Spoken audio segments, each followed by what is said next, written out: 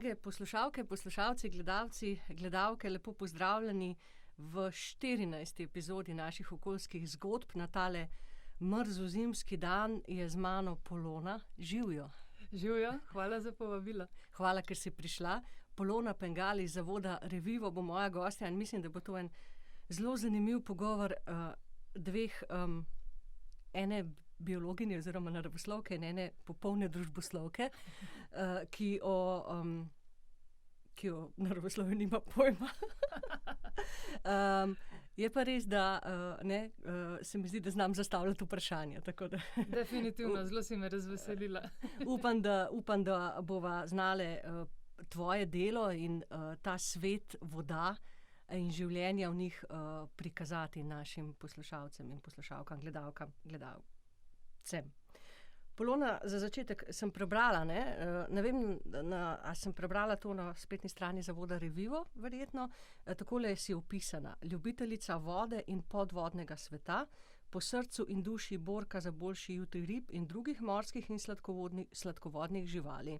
Ko sem pa gledala razna poročila in fotografije, se mi pa zdi, da zelo manjka en opis in to je terenka. Rekla si mi sicer, da delaš doma, in veliko tvojega dela, tega raziskovalnega, je tega dela za računalnikom. Ampak a se počutiš ti bolj terenko, a se počutiš bolj pisarnico, oziroma kaj ti je ljubše pri tvojem delu? Definitivno terenka. Iz tega tudi izhaja moja ljubezen do vode. Jaz sem kot majhna, smo ogromno hodili na morje. Moj oče je imel čoln in smo ogromno časa preživeli na vodi. Pod vodo zelo hitro sem začela tavhati. Tako da mene je vedno potegnil ta terenski del. Je pa res, seveda, potem v službi, pa ko enkrat se začneš s temi stvarmi ukvarjati, pa začne prevagati mogoče malo ta pisarniški del, se pa vsakega terena, ki pride, še vedno zelo razveselim in v bistvu ta teren pol bolj izkoriščam v prostem času, ker v službenem ne morem več toliko, pa pol v prostem času zelo veliko časa preživim ali za vodo ali pod vodo. Kadar imam 2 minute, jaz ne grem v hribet, kot večina Slovencev, ampak grem pač na morje ali pa ob neko reko, ker mi je to še vedno tisto, kar me nafila z energijo.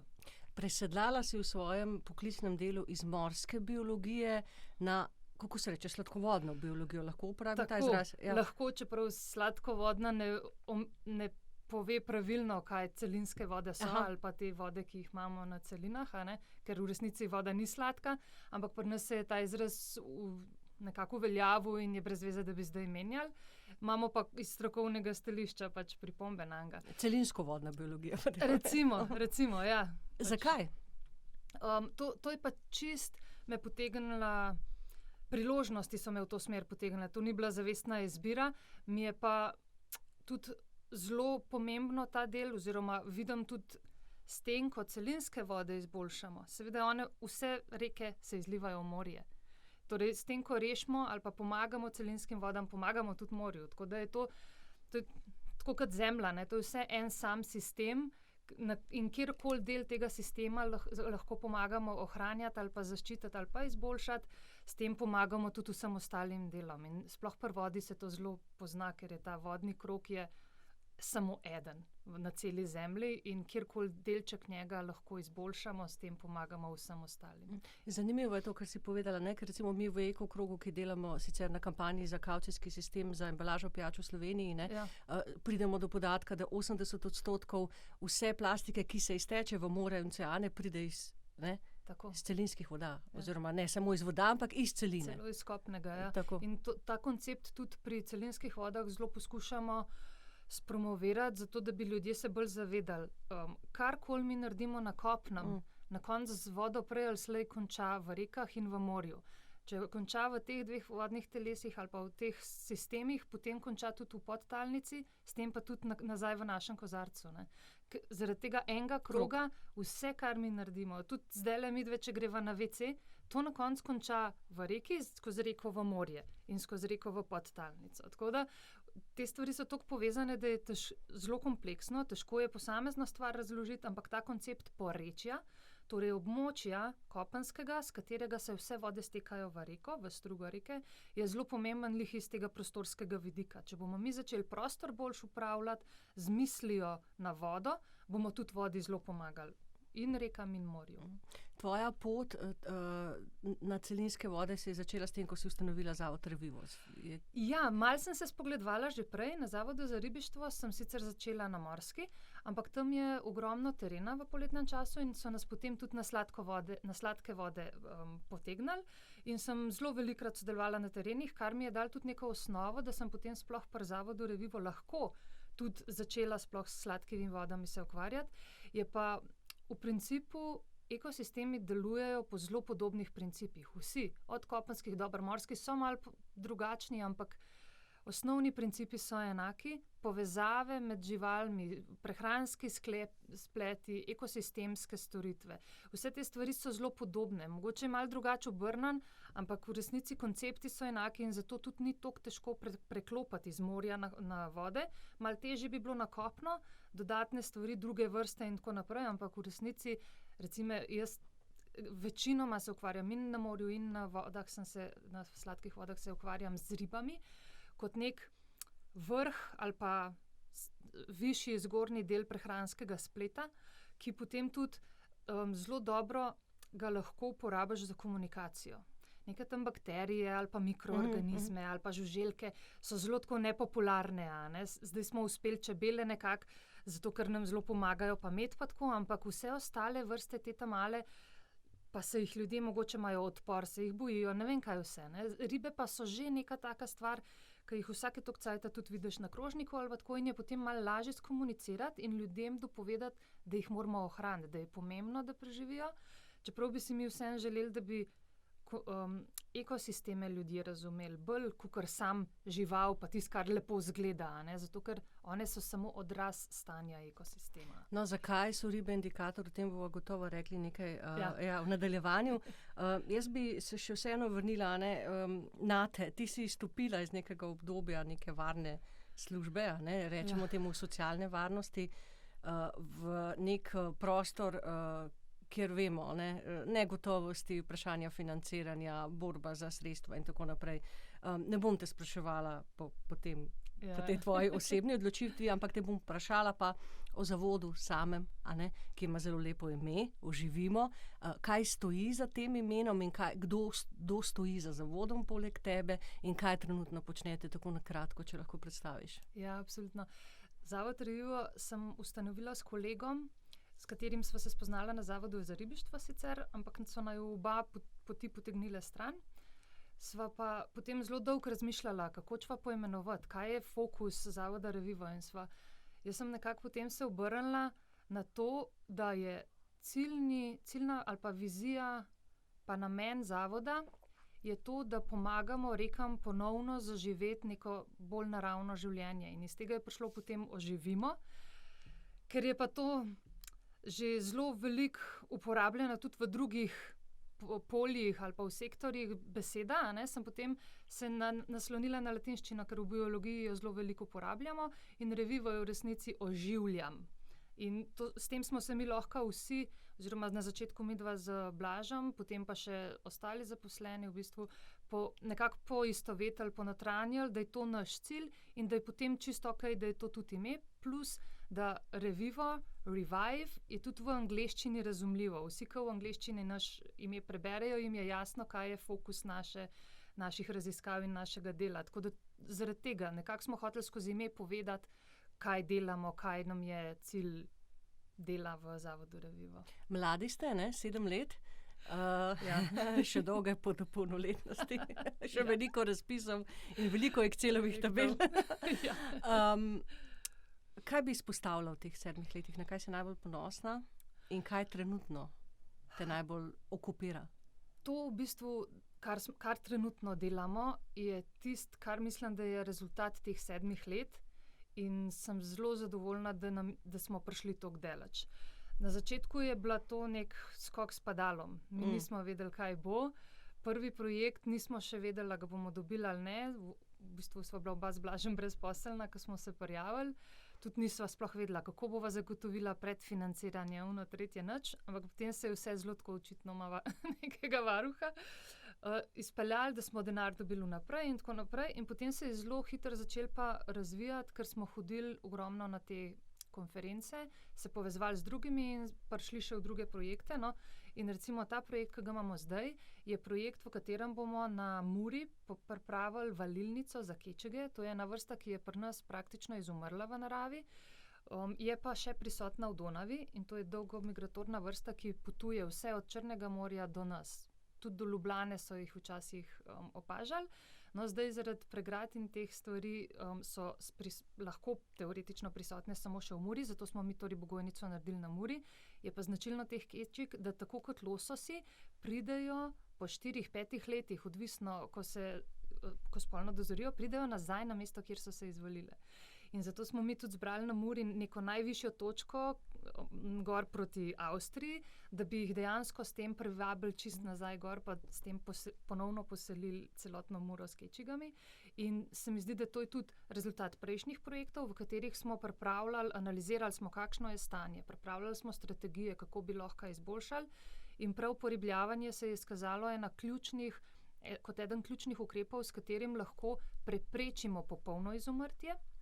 In hkrati damo vrsti saj toliko možnosti, da ko bomo renaturirali reke, ko jih bomo obnovili v neko stanje, ki bo zanje sprejemljivo, da še bojo sploh prisotne. Ker če one v tem času, ko mi se zdaj ukvarjamo z izboljšanjem stanja rek, ne, tudi po biodiverzitetni strategiji in tako naprej, če one vmes izumrejo, jih ne moramo več. Ne. Ko enkrat vrsta izumrla, je to čist končno. In zato smo s temi ukrepi, poribljavanjem in genetskimi bankami, ki bo tudi vzpostavljena na Dunaju v okviru istega projekta, in od tam bomo mi tudi dobivali genetski material in ikre. S tem bomo jim zaenkrat podaljšali življenje vrste in upamo, da v tem času, ko bomo to izvajali, bomo pa uspeli hkrati tudi reke toliko popraviti ali pa toliko jim dati svobode, da bojo te kečige lahko tudi dejansko preživele. In se mi zdi, da to je nek tak vrh tega, kar lahko naredimo. Kaj dosti več kot to pa že skoraj ne moreš. Ne? Zdaj bom preskočila nekaj svojih vprašanj, ker si me ti v bistvu pripeljala. Vi ste delali projekt, ne vem, če ga še, Tokove prihodnosti? Ja, v Porečje, Kamniške Bistrice in tako naprej. Zanimivo se mi zdi, ste izpostavili, imeli ste tudi natečaj za otroke, kjer so otroci narisali, kako vidijo oni divjo in lepo reko. Ne? In izpostavili ste, da na tistem natečaju so bile seveda slike oziroma risbe otrok, risbe regulirane reke in reke, v katero smo zelo močno posegli. In se v bistvu sprašujete, kako se bodo otroci lahko borili za izboljšanje rek, če v bistvu sploh ne vejo, kakšno je njihovo naravno stanje. Zdaj pa jaz tebe sprašujem, kakšna torej je naravna in zdrava reka in kakšne funkcije, to je zelo kompleksno vprašanje, in kakšne funkcije upravlja tako za nas, kot za ekosistem. In še eno vprašanje, upam, da se boš zapomnila, kje v Sloveniji jih imamo. Zahtevno vprašanje, o tem bi lahko govorila cel dan, ampak če se omejim. Pri nas imamo naravne reke več ali manj samo še na izvirnih območjih, tam, kjer je za človeka zelo težko dostopno. Zato, ker tam potem se človek niti ni naselil, niti ni drugih stvari izvaja v smislu gozdarstva, agrikulture in tako naprej. In to so tudi območja, ki so zaenkrat v dobrem stanju ekološkem, ki ga merimo, medtem ko vse ostalo smo do neke mere že zregulirali. In zaradi tega potem tudi večina ljudi živi sploh v teh akumulacijah v mestih in zelo redko zaidejo na območja, kjer so zdrave reke. In potem ne vejo in ne razumejo, kaj sploh reka je. In to je nekaj, čemur rečemo v žargonu shifting baseline syndrome. To pomeni sindrom spremenjene osnove. Ko se ti rodiš in vidiš svoje okolje in sploh na začetku verjetno večina ljudi živi v nekem urbanem okolju, kjer so reke popolnoma zregulirane, ampak to zanje postane definicija reke. In to pomeni betonsko korito, uniformno, od začetka do konca, praktično brez obrežne vegetacije ali pa mogoče posamezna drevesa, ki so zelo lepo ostrižena. Ali pa grmi taki. Tako, brez nekega kaosa. Narava v resnici pomeni kaos, zato ker ta kaos omogoča redundanco, torej da imamo ogromno enih povezav, ki se, če se ena prekine, jo lahko druga nadomesti. Ampak seveda je pa ta redundanca končna, nekje se konča. Ko dovolj teh niti pretrgamo, se vse skupaj sesuje. In recimo ključne elementi naravne reke so to, da vijuga, to, da s tem vijuganjem se pojavijo potem 3 enote rečnega odseka, kot temu rečemo, to so brzice, tolmun in ta povezovalni del laminarni tok. In če mi nimamo vijug, potem se tudi ta sistem brzic pa tolmunov ne vzpostavi. In te stvari potem definirajo habitat, življenjsko okolje praktično vseh organizmov. Tako da reka od izvira do izliva prinese energijo, sedimente in hranila. In konkreten primer ekosistemske storitve je torej, ko reka prinese z vodo vred hranila, se razlije ob poplavah čez poplavne ravnice in te poplavne ravnice smo trenutno zasedali predvsem s kmetijstvom. Zakaj? Zaradi tega, ker so milijone let reke odlagale tam hranila. In to pomeni, da je naše kmetijstvo zelo enostavno. Če pa mi zdaj te poplave prekinemo, reke zreguliramo, hranila se ne bodo vsako leto ponovno nalagala in šele zaradi tega moramo mi začeti v kmetijstvu uporabljati gnojila. In to je vse povezano. In zdaj, namesto, da bi mi pustili poplave in da se hranila sama obnavljajo, umetno proizvajamo ogromno nekih gnojil in jih odlagamo na poplavne ravnice.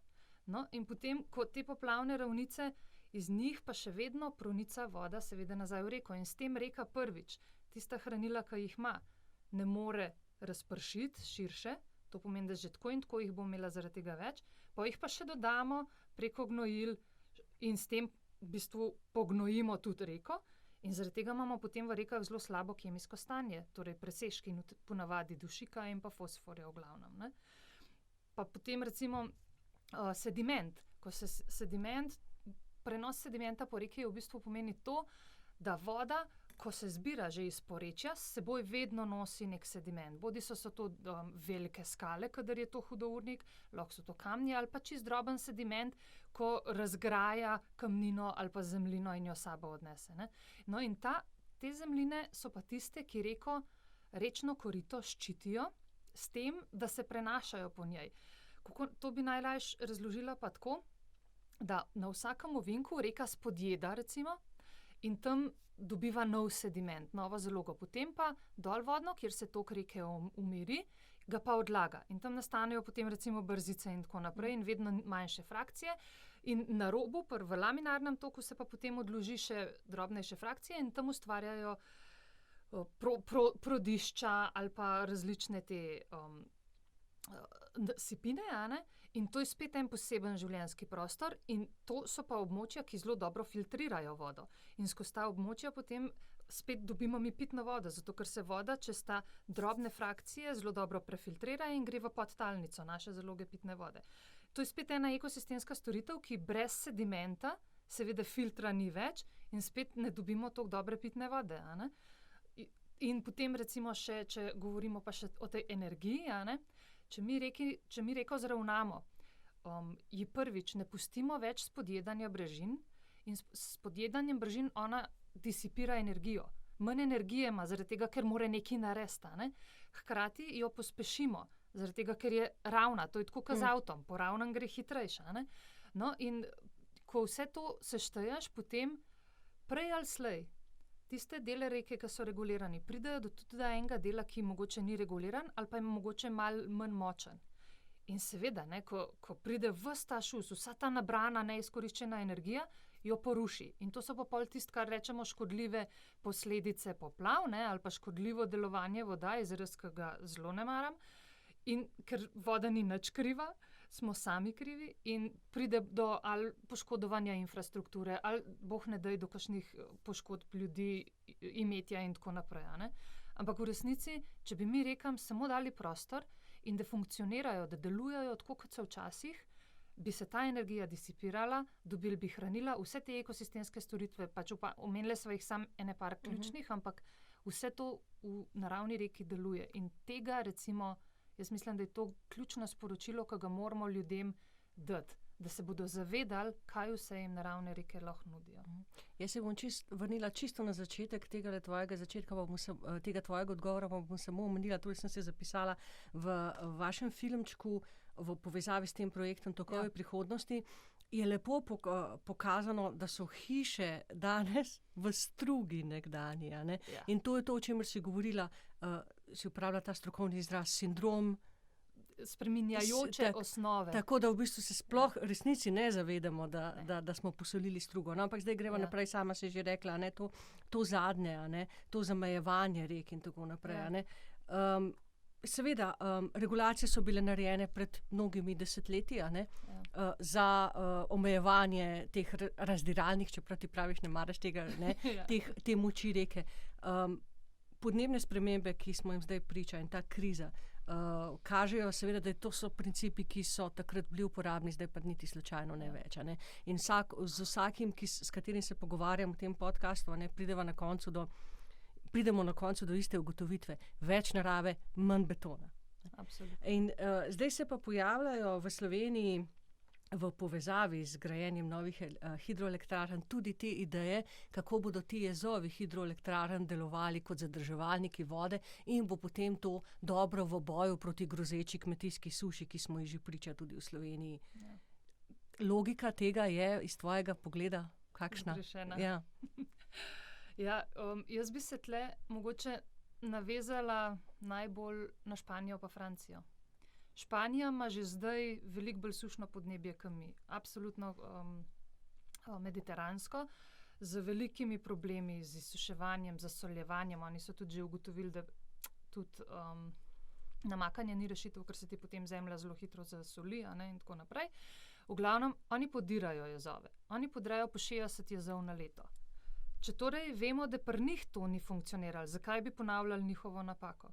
Tle zadnji sicer so strokovne podlage, ki so pa zelo zahtevne, ampak kažejo v principu, da prvič, zajezevanje vode ima ogromno enih negativnih posledic, pa mogoče 2 ali pa 3 pozitivne, te, kar jih bi mi izkoriščali, torej hidroenergija, namakanje, pa potencialno, ampak gre za zelo, zelo potencialno turizem, ker na 90% akumulacij v Sloveniji se je izkazalo, da turizem, da to ni to. Ker to je v filmu Ena za reko zelo lepo prikazano. Tako, pač recimo v Posavju nobenega turizma ni zaradi tega. No, ampak recimo tudi, če rečemo, elektrika je zelo pomembna in tudi namakanje je zelo pomembno. Ampak sočasno pa mi uničimo toliko drugih stvari, ki jih bomo mogli potem na nek drug način spet reševati, da se tudi ekonomsko ne izplača. Obstajajo študije, ki kažejo, da so posledice hidroelektrarn toliko hude, da moramo ogromno, veliko več denarja porabimo za to, da jih popravimo ali pa da jih sproti omiljujemo, ker to ni enkratni dogodek, ampak dokler je treba te stvari potem popravljati skozi, da se v resnici ne splačajo. In še nekaj bi rekla, tukaj ne gre za pogovor, a imeti hidroelektrarno ali ne. Tukaj gre za pogovor, kje se konča. Mi imamo trenutno preko 20 visokih pregrad v Sloveniji. Mi Drave nimamo več. Eno celo reko smo že uničili. Save smo uničili pol ali pa celo malo več. Torej, kaj bomo zadovoljni takrat, ko sploh ne bomo imeli več rek? Ali bomo zadovoljni takrat, ko bomo imeli še 5 kilometrov reke? Mi se zdaj o tem pogovarjamo. Sploh ne več o tem, a bi imeli hidroenergijo ali ne. Mi jo že ogromno imamo. In jaz mislim, da sploh recimo, kar se tiče srednje Save, da sploh ne omenjam Mure, smo na tisti meji, ko reko še imamo. Če bomo te projekte, ki jih trenutno predlagajo, reke ne bomo imeli več.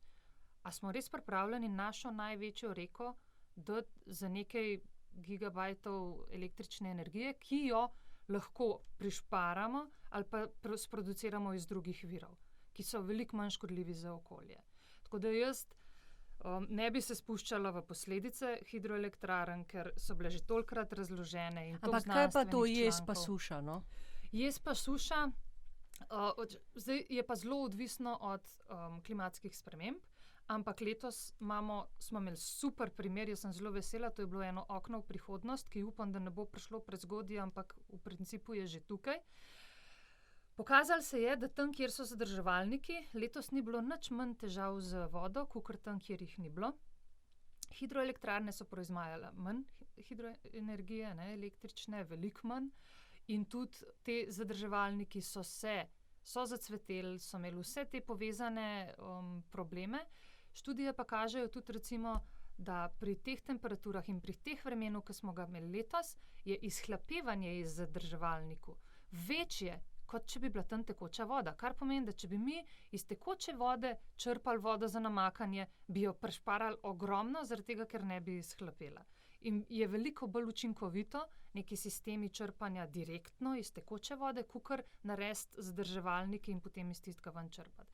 Videli smo tudi, kaj je s klivnikom, molo, obstoječimi zadrževalniki, ki naj bi bili namenjeni namakanju, sploh ne bi šli v to. Ko smo pri jezovih, sodelovali ste v projektu Amber? A še sodelujete? Projekt je zaključen, se pa iniciativa nadaljuje. To se mi zdi zelo pomembno, ker je projekt Amber je bil Evropski Horizont 2020 projekt. Mi smo tam prišli v to ekipo, ki se s to problematiko ukvarja in se zdaj nadaljuje preko več iniciativ. Eno je Blue Corridor, v katerem pripravljamo ali pa smo ekipa strokovnjakov, ki potem ali Evropski komisiji ali pa državam nudimo neka znanja strokovna, ki jih imamo na tem področju.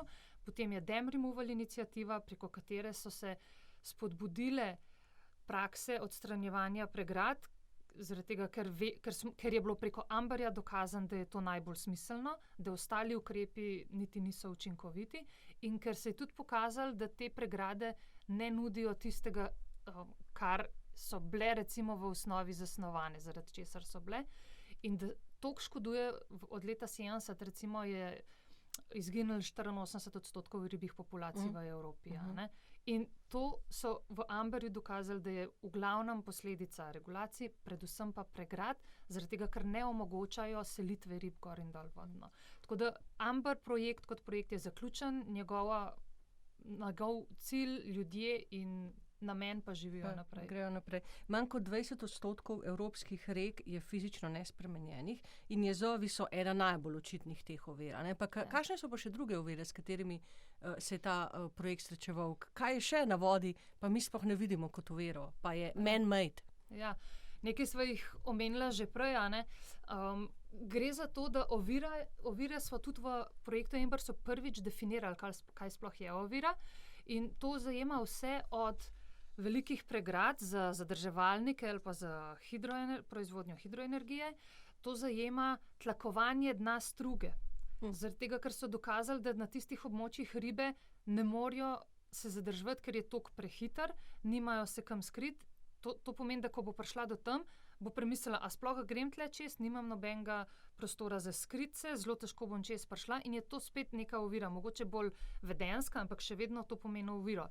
Potem so to različni ti majhni pragovi, ki lahko tudi dva hloda en na drugem, pa je to pol metra visoka pregrada, za določene vrste je to že neprehodno. V bistvu v Amberju so ugotovili 20-centimetrska pregrada je že neprehodna. Potem so pa ugotovili, da tudi vse regulacije predstavljajo neke vrste oviro. Zato, ker je tam, kot sva prej rekla, tok je pospešen, energija voda je večja in struga je zelo monotona. Ribe v strugi vedno iščejo območja lažjega prehoda. In če je vse monotono, vse hitro in vse brez zaščite, se bojo zelo težko prebile čez tako območje. Če je območje posuto s skalami, kamni, različnimi, to razbije tok, ustvari različne tokove, nekje hitrejše, nekje počasnejše, čez tako območje se bo riba veliko lažje prebila. Bi pa rekla to, da mi smo se in tudi Amber se je zelo fokusiral na pregrade. Prej sva pa govorila tudi o regulacijah. In te regulacije so še bolj mogoče obsežne kot pregrade in ne moramo enega obravnavati brez drugega. Ne moramo reči, zdaj bomo pa samo s pregradami se ukvarjali, ker tudi pregrade so bile v velikih primerih, sploh v Sloveniji, postavljene ravno zaradi regulacij. Ko so zregulirali strugo, poravnali in uniformno naredili, sva rekla, je bil ta tok hiter in močen in potem so ugotovili, zdaj nam bo pa odnesel v sediment, pa podarili mostove in tako naprej, moramo ustaviti to vodo. Pa so pa šele naredili pregrade. Kar pomeni, da zdaj, ko odstranjujemo pregrade, moramo mi tudi reki dati nazaj prostor in jo nazaj zvijugati. Tako da v bistvu moramo se vrniti na enak način, kot smo storili problem, bi ga mogli tudi začeti popravljati. Ni uniformnih enoznačnih rešitev, so kompleksne, ampak vemo pa, da delujejo, ker jih po svetu že od leta 60 sem zadnjič brala, je bila prva renaturacija v Ameriki recimo narejena in ogromno že vemo o tem, tako da ne bi rabili mi nekaj na novo izumljati, ampak samo skompiramo iz druge. Se pravi, spremembe so reverzibilne, torej niso nepovratne. Kakšno moč še ima narava, da zavzame nazaj svoj prostor, če ji damo proste roke? To je eno mojih zadnjih vprašanj, ampak se bo še vrnili potem nazaj. Narava bo vedno preživela. Se to je recimo mogoče taka ena psihološka zadeva pri naravovarstvu. Se naravovarstveniki ne delamo tega v principu za naravo, seveda mi tudi, ampak v resnici delamo to za človeka, ker brez narave človek ne bo preživel, iz nje izhajamo in ne bomo preživeli. Tudi če bomo mi, ker človeka enkrat ne bo več, bo narava še vedno preživela. To nas ne skrbi toliko. Bolj nas skrbi ta del, da mi vemo pa znamo, kako bi mogli delati, pa tega ne naredimo in s tem v bistvu sami sebi žagamo vejo. In narava, recimo, konkretni primeri, tudi pri nas že obstajajo, ko so v 18. stoletju so delali prve regulacije. In to na nekih območjih, ki mogoče danes niso več v uporabi in od takrat se teh regulacij ni popravljalo in je reka že zdaj, ko prideš na teren, če ne veš zgodovine, če nimaš dobrega uča, kaj je regulacija, da ne opaziš znakov, sploh vedu ne bi več, da je zregulirana. Tako da jaz mislim, da reke, če bi jih pustili na mer, v 500 letih bi vse popravile nazaj, kar smo uničili. Tudi vidimo, da mogoče kakšne regulacije, ki jih naredijo po enem letu, ta prva visoka voda jih odnese, betonske. In tako bi spucala tudi vse ostalo. Samo mi konstantno to obnavljamo in vlagamo ogromne energije, čist brez potrebe, zato da vzdržujemo neko stanje, ki kontrira naravnim procesom. Reka bi vjugala in mi jo konstantno tiščimo v neke okvire. V preozko obleko. Ja, točno to. In s tem v bistvu sebi dajemo ogromno enega dela, ki je čist nepotrebno, samo malo prostora, ne veliko, malo prostora bi jim mogli dati, pogledati zgodovinsko, koliko prostora so rabile, jim dati tisti prostor in ne bi imeli nobenega dela, pa ogromno enih pozitivnih stvari, ki smo jih prej naštevali. Zdaj bi pa se jaz še vrnila na ribe kot indikator. Zdaj takole je, v širši javnosti si sama bila tarča tega posmeha, zdaj so pa ene ribe bolj pomembne od služb in razvoja, kot si ga pač nekateri predstavljajo. Seveda, službe in razvoj so pomembne, ampak to, kaj razvoj je, pa druga debata. Zdaj, jaz bi rekla tudi iz svojih izkušenj v delu nevladnem sektorju, da je popolnoma vseeno, kaj damo na mesto rib. Lahko damo drevesa, lahko damo katerokoli drugo živalsko vrsto, damo nekaj naravnega, vedno slišimo isto, a zdaj pa to bolj pomembno. Ampak zanima me v bistvu, zakaj je pomembno, da spremljamo populacije rib in zakaj so one tako pomemben indikator tega, kaj se pa dogaja z nami v resnici. Če malo posplošim. Ja, prej sva govorili o redundanci oziroma o teh številnih povezavah, ki se lahko nadomeščajo. Višji, ko gremo v ekosistemu, v prehranjevalni verigi, da tako rečem, manj je teh povezav, manj se lahko nadomeščajo.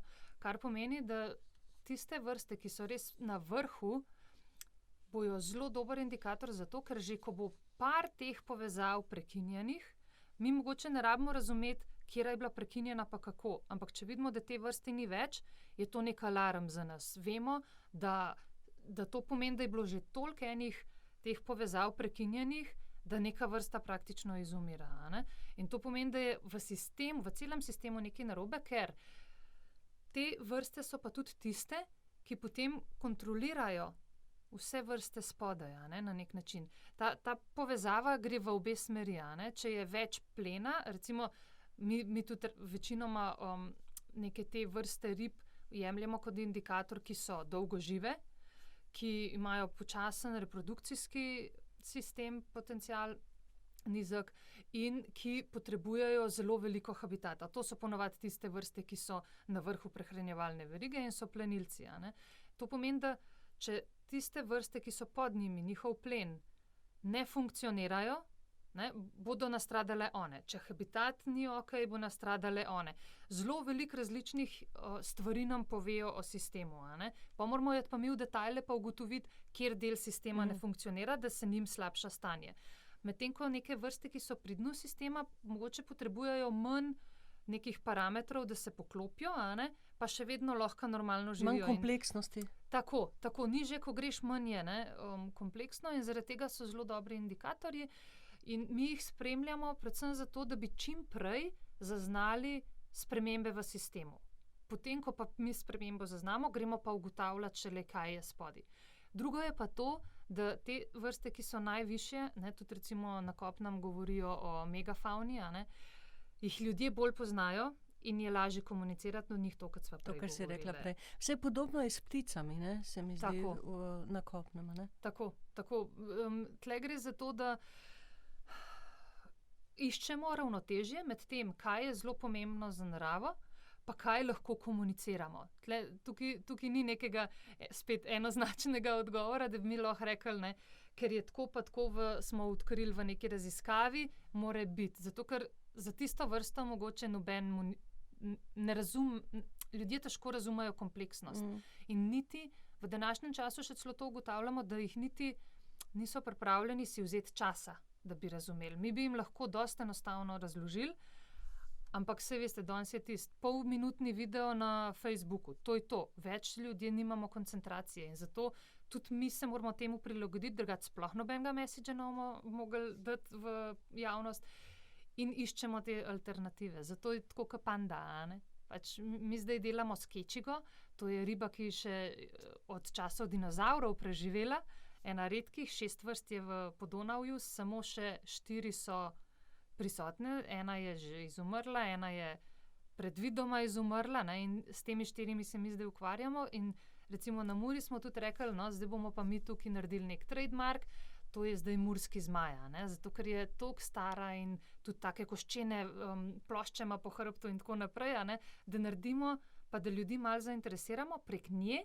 pa potem lahko sporočamo vse to, kar sva danes govorila. Zakaj so reke pomembne? To je širše vprašanje komuniciranja znanosti, ki v bistvu, se mi zdi, celo znanost, še posebej pa naravoslovni del, še posebej Tako da jaz bi rekla, da ta monitoring, spremljanje stanja je samo vrh ledene gore, ki nam potem omogoča sporočati pa usmerjati, kam bi mogli iti. Zdaj pa nas bojo poslušali ali ne, pa druga stvar. Mogoče bo po najnem pogovoru kdo zgooglal kečigo. Mogoče, super. Polona, proti koncu pogovora, tole vprašanje še, iz vaše spletne strani spet navajam, naš cilj je doseči spremembo v zavesti ljudi, da narava ni objekt izkoriščanja, ampak da je vrednota. Jaz bi tudi dodala vrednota sama po sebi, pa ne bom uporabila tiste intrinzična, grde besede, ampak slovenska beseda, vrednota sama po sebi, rečimo. Torej vrednota, ki pa nam seveda omogoča preživetje, kot si ti sama rekla. In narava je naše največje bogastvo, najbolj zlorabljen stavek, poleg tega otroci so naše največje bogastvo. In meni se zdi, da je to strašno neskladje, ki obstaja med ravnanjem in tem trditvami. Zdaj, ali bi ljudje, če bi naravo, kot si sama zdaj že opisala, bolje razumeli, ali misliš, da bi jo lahko tudi bolj spoštovali, ker v preteklosti se mi zdi, ljudem narave ni bilo treba razumeti, da so jo spoštovali in živeli z njo. Ali je to rezultat tega, da smo se tako odtujili od narave, živimo v mestih, vozimo se z avtomobili, redko gremo še za reko, kot si ti rekla. A je pot razumevanja pot do spoštovanja? To je resnično vprašanje za vas družboslovce. Ja, pa zelo filozofsko je. Zdaj, ti moraš verjeti v to, ne? Ja, jaz v bistvu sem zelo veliko o tem razmišljam, tudi zelo veliko se povezujem z družboslovci in se pogovarjam z njimi o teh temah in predvsem v tem vprašanju, a bo to rešil naš problem, da bojo ljudje razumeli ali ne. Zdaj, če gledam po sebi, absolutno. Jaz v bistvu nekaj je, kar ti da družina, oče in mama, tega odnosa do narave. Tako kot si rekla, včasih so ljudje neposredno videli, kaj jim narava nudi. Ampak se zdaj vidimo še vedno tudi. Ne, recimo, zdaj, ko smo delali tokove prihodnosti na Kamniški Bistrici, smo mi govorili z ogromno starejšimi, z upokojenimi, ki so še doživeli semi, približno naravne reke. In gospod je rekel, mi smo lahko pili vodo iz Kamniške Bistrice, dokler niso galvanizacije naredili. To pomeni, da se je on zavedel, če bomo mi onesnažili, rekel, jaz ne bom mogel več piti. In je direktno izkusil to njeno ekosistemsko storitev, ki smo prej rekli, čeprav ta izraz tudi zelo na meji, je izkusil, kaj zdrava reka prinese. Danes odpreš pipo in vsakič pride pitna voda in se sploh ne vprašaš iz kje. In to je ta prekinjen razumevanje, iz kje nam posamezne stvari pridejo. Ne? In enako s hrano. Dobiš v trgovini v plastiko zavito piščančja prsa, ne? Da sploh ne govorimo o plastiki, ampak ti tam kupaš in se sploh ne vprašaš, ne? Iz kje je to prišlo, ali pa iz kje je prišla zelenjava, da je bilo uporabljeno toliko in toliko pesticidov. Ne? In jaz mislim, da bi ljudje razumeli, ker izhajam iz tega, ne, da včasih so imeli povezavo in so bolj spoštovali naravo in so se borili proti tem stvarem, danes pa te povezave ni več. Tako da na nek način tudi moram verjeti, ker drugače zelo težko funkcioniram. Jaz imam velikrat te dileme, ne, a se sploh splača. Ampak na koncu si rečem, upanje umre zadnje, ne, ker trenutno tudi ta kop zdaj, ki je bil spet, a ne, smo šli spet korak nazaj, namesto korak naprej, nikamor se ne premakne, kljub temu, da vsi vemo, kam drvimo in samo upam, da bo, zdaj sicer že malo, smo že tako, niham, ne, tudi v svojem zavedanju, da v resnici smo že prepozni na nek način, ampak hkrati pa verjamem, da če bi se pa jutri skup vzeli, a ne, da bi pa še lahko vsaj en del človeštva preživelo. Tako da to je zelo tako moreče razmišljanje, ker z vsemi temi podatki, ki jih imamo, biologi pa tudi s meteorologi ogromno sodelujemo, mi v bistvu vemo, da nas čaka pekel na zemlji, ki pa ga bi lahko preprečili, če bi ga hoteli. Pa tudi, če se še malo moje družboslovnega noter dava, ne za vse, a ne? Pekel za tiste, ki so najmanj odgovorni večinoma. Ja, tukaj jaz sicer mislim, da bo kar za vse. Ker na koncu ti denarja ne moreš jesti. Lahko pa se preseliš na Luno. Ja, mislim, da to tako daleč še nismo in tudi ne bomo, ker to, kar se bo zdaj začelo odvijati, se bo začelo vedno hitrejš. Ker so te povratne zanke, o katerih sva prej govorila, a ne, in to bo vedno hitrejš in mi ne bomo s tehnologijo tega rešili. In problem je v tem, dokler se ne bomo tega zavedali, ne bomo začeli reševati in dokler tega ne bomo javnosti predstavili. Študije mislim, da kažejo, da 7% ljudi mora nekaj razumeti, da se začnejo stvari spreminjati. Ne? Očitno še nismo tam. Čeprav je zelo zanimivo, spomladi, ko sem tudi delala enega od teh podcastov, seveda, ravno podnebne spremembe z mladimi za podnebno pravičnost in Greenpeaceom. Takrat je bilo zavedanje o posledicah podnebnih sprememb tam na 8. mestu, ne, po javnomnenjskih raziskavah, 7., 8. mestu. Ko smo imeli te strahovite požare na Krasu, je to zavedanje skočilo na 3. mesto, oziroma ta zavedanje o tej krizi, nujnosti reševanja. Žal, delujemo tako, da se mora nekaj hudega zgoditi, pa lahko rečemo v narekovajih seveda, samo narava, brez človeških žrtev, hvala Bogu, da se nekaj mora zgoditi, da potem se očitno nekaj premakne. Torej in razumevanje in nekaj, da se te čustveno verjetno dotakne. Tle sem jaz sicer bolj pesimist kot optimist, zaradi tega, ker potem, če bi pa zdaj delala raziskavo, bi bili pa spet nazaj na 8 odstotkih. To mi ugotavljamo tudi pri poplavah, recimo, to je potem aktualno 1 mesec, 2. Pa gre pa to mimo, kakor da ne obstaja več. In to je ta problem klimatskih sprememb, ki so počasni, ne, se kuhamo ka žaba. Ne. Nočemo, jaz mislim, da za veliko ljudi je pa tudi to, da noče verjeti, ker je to tako grozno, ker to toliko stvari za sabo potegne, kako bo to naši otroci bojo ta pekel živela. Ne? In si pripravljen priznati, da si ti kriv, pa da nič ne narediš, zato da bo tvoj otrok imel neko prihodnost ali pa ne. In se mi zdi, da veliko ljudi se samo skrije. In to izklopi, zato ker je pretežko se s tem ukvarjati, ker bi mogel aktivno nekaj narediti. V Evropi, v trenutnem zahodnem svetu nam je pa preveč udobno. Pri nas še ne čutimo to, tako kot si rekla, ne bo enakomerno porazdeljeno, ampak bo tudi nas zadel, takrat, ko bo pa že prepozno. Ne? In to nekako odraslost družbe, da bi bili sposobni videti pa sprejeti tisto, kar vemo, da se bo v prihodnosti zgodilo, se mi zdi, da to bi mogli doseči, ker mi lahko preprečimo zdajle in znamo. In je samo ta neka naša otroškost, da tako rečem, sej bo boljša, sej se bo zgodila, pa se delamo, da tega ni. In je tako, za psihološko se mi zdi, meni je to najtežji del službe v resnici, da kljub temu, da vidim zelo negativno, še vedno vztrajam, ker vseeno pa mislim, da tudi vedno več ljudi se zaveda in mogoče pa uspemo vsaj toliko na neki taki točki ustaviti te spremembe, da bo še vedno Zemlja podpirala življenje človeka. No? Lahko podpirala življenje človeka. So pa zelo slabi izgledi.